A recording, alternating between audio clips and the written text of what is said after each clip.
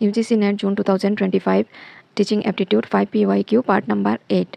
Question number 36. Match the following. A. Anxiety reduction, assertive training, direct training, program instruction. So हमें BF scanner पता है, BF scanner के साथ programme instruction match हो रहा है, तो यहाँ पे सिर्फ और सिर्फ C में D के साथ 2 आ रहा है, बाकी हम एलिमिनेट ऐसे ही कर लेंगे और इसको ही आंसर मानेंगे। एंजाइटी रिडक्शन हो जाएगा Rimm and Wolpe, assertive training हो जाएगा Wolpe and Lazarus, direct training हो जाएगा हमारा Lumsdaine, programme instruction BF Skinner. Answer will be C. Question number 37. A teacher assesses the answer books of the student and based on their score he gives them rank. Which scale of measurement are used by teacher?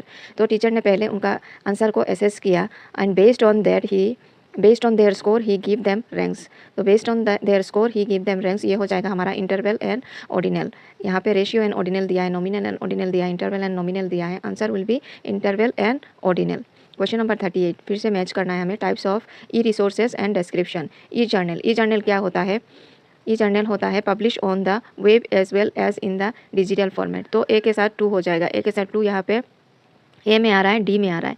बाकी B के साथ ई book क्या होता है? ई book होता है हमारा a piece of software, तो ई बुक के साथ सी आ जाएगा। ई जीन्स हो जाएगा 4 can be used to store articles on a file server in the form of a magazine. और CD-ROM हमारा हो जाएगा use for storing a larger volume of datas. तो आंसर विल बी ए।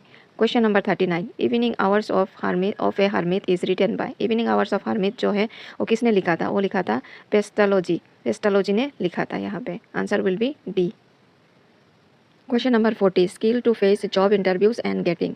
ये होता है soft skill. Teaching skill, learning skill, manipulation skill नहीं होगा। Answer will be soft skill.